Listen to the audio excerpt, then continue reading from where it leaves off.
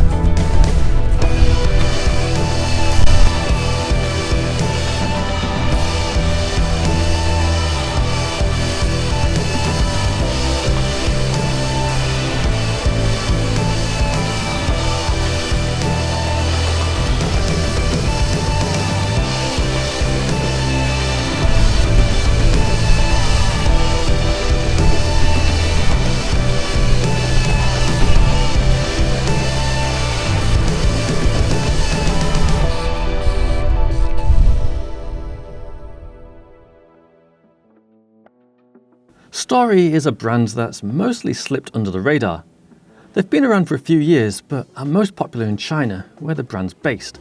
I mean, they don't even have a website. From the outside looking in, it may seem like an odd choice to swap from one of the biggest street trials brands to one of the smallest. But there's a few reasons why this appealed to me. Firstly, I have no beef with Inspired. They treated me well for years, and the bikes are good.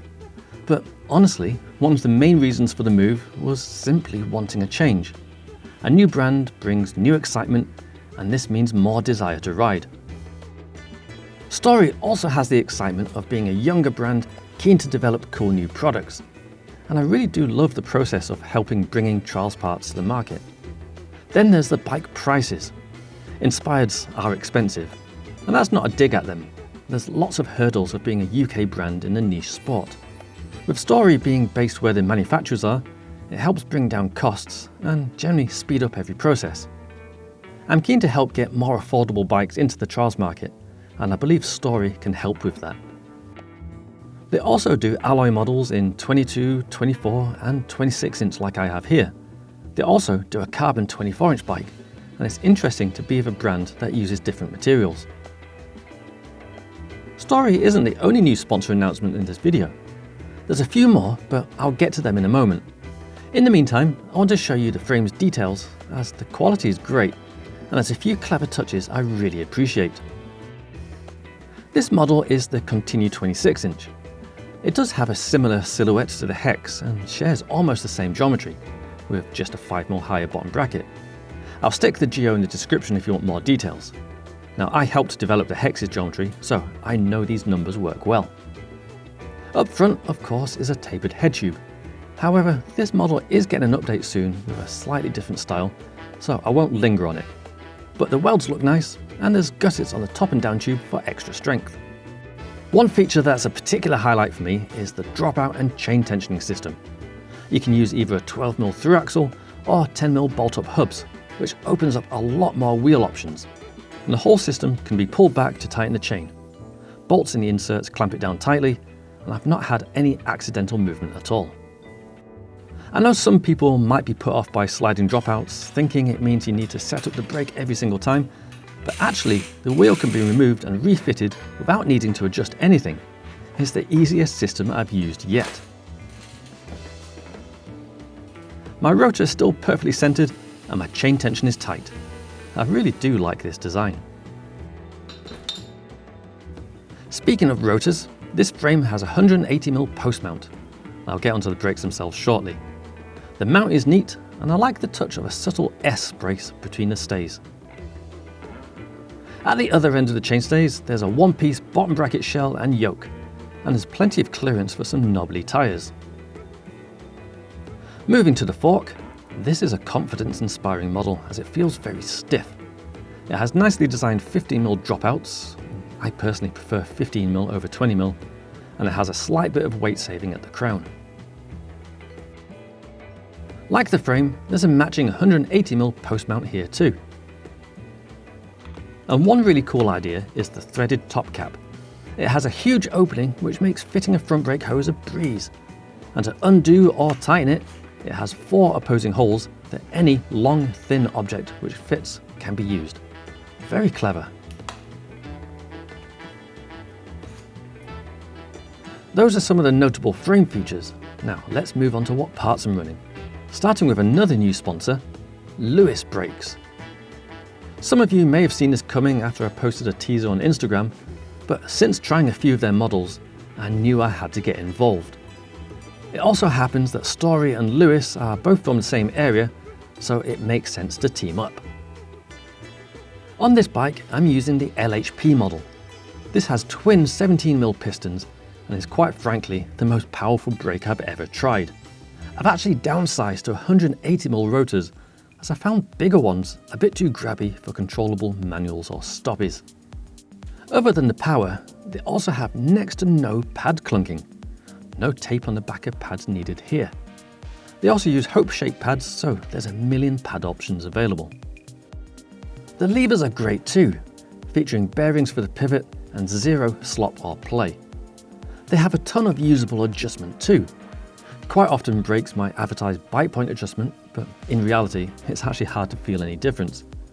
Lewis's bike point adjuster is a little fiddly due to its position, but they do provide a specific tool to make it a little easier. But when adjusted, it does make a noticeable difference.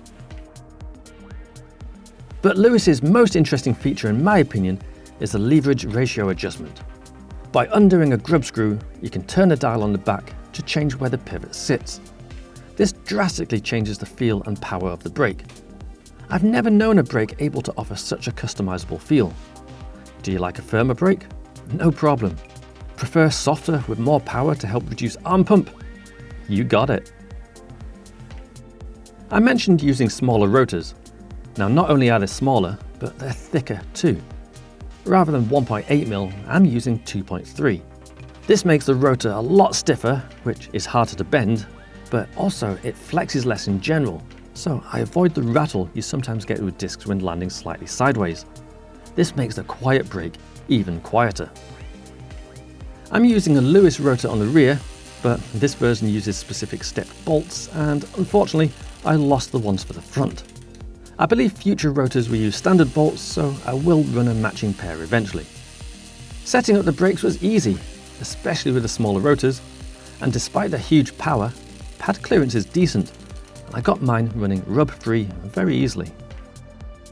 Rotors are attached to wheels, so let's do these next. These are Story's own brand models and feature wide 36mm rims. I've given the wheels some abuse, and so far they've stayed straight and tight. And as a wheel builder myself, I've no issues using their factory wheel builds. Hub-wise, now I won't go into detail on this exact model, as they have started using a newer upgraded version. I'm really keen on the wheels being reliable, and so far the reports from Story's other team riders is good. I will mention that this frame does use 142mm hub spacing in the 12mm format, but I've mentioned to Story that different or even redesigned inserts to allow 135 by 12mm hubs is an important feature that it should have. Nothing really unique about the front hub though. It spins smoothly and holds everything firmly. Just what you want. Wrapping up the wheels, I'm using tyres from my sponsor Schwalbe. The rear is a Racing Ralph, which is a great option for street and a bit of natural. I often do shows on wet grass, so having a bit of bite can be helpful. But the tread is still fast rolling and the tyres are decent weight too. Up front, I'm using a Billy Bonkers model. This is a fantastic tyre for street, as it's extremely fast rolling. It has more grip than it has any right to have, and the round profile makes carving for spins nice too. My bike is spec'd with a SRAM dub crank, but Story also do their own model. This crank came with their 22-tooth sprocket and bash combo, which is small and neat. I've given it a few love taps and it took them and asked for more. Connected to the cranks are another new sponsor of mine, GTS. So far, this pedal is their only model, but they've got more products on the way. It was tricky to leave pinned, but there was some clash of interest with other products they plan on making, and GTS is also made in the same region as Lewis and Story, hence the matching colour, so it made sense to swap brands. The pedal platform is flat, which is something I've been reluctant to use in the past. However, I got sent these pedals to try and I was really quite surprised with how nice they felt. They feel natural underfoot and have a great level of grip without feeling totally locked in. The pins are threaded in from the back and shouldn't fall out like grub screw style ones. They're long for extra grip, but they do come with washers to reduce the height if preferred. They come with a 3-year warranty and you can choose a bunch of cool colours and patterns. Heading up north, the stem is Story's own model. A simple forged stem is strong and light and pretty much a street trial standard these days. However, 80 by 35 is a little shorter than standard. I assumed I would have to change this, but actually, having ridden the bike, it feels very nice, so I left it on. Bars next, Story's own carbon model. Like I said earlier, it's cool to be of a brand that's using other materials. They feel comfy, are stiff, and they haven't slipped or given me any concerns. Finally, we get to the seat. This is Story's own model and is a one-piece seat and post combo. And like the stem, this is a fairly standard item in the street trials world. It's small, light, and should cope with a few knocks. A solid choice. As for the bike's weight, With a pretty much standard spec, the bike is 10.8 kilos, and that's actually pretty respectable. Even with these heavier wheels, it's only 400 grams heavier than my previous custom Hex, and it's lighter than many other brand stock bikes. With a wheel upgrade, you could get this bike to be very light. I'm excited to be working with these 3 new brands. Conveniently, they're all imported to the UK by Submission Cycles.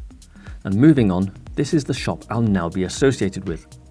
This does mean I'm no longer connected with Tati bikes in any way. A bit like Inspired, it was a tough choice, but it just made sense with the involvement of all these brands. Thanks for all the help over the years, Tati bikes, and I wish you all the best for the future. Speaking of the future, I'm hoping I can make videos showcasing the rest of Story's range. They're working away on some cool ideas, and I've definitely got a bit more of a spark to get out riding street. The same goes for Lewis. I'll be using their brakes on all of my bikes, and hopefully I get some of their more unique models to try sometime too. They're branching out and are going to be making other products soon, so watch this space. As for my new teammates, I actually have 2 now, Matty Turner and Ewan Beeden. Matty is a young new generation rider who's got a big bag of tricks, and Ewan is mid-school with one of the biggest up-to-fronts in the game. And with my old-school style, I think Story has every base covered. Plus, Story has some insanely good riders out in China. It'd be great if I could get to ride with them at some point. Wow. One last thing before you go. Of course, we need CT's opinion.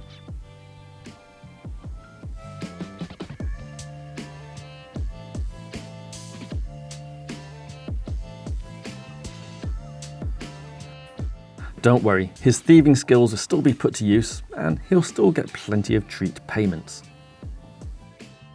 Please go and check out Story, Lewis, GTS and Submission Cycles websites and socials.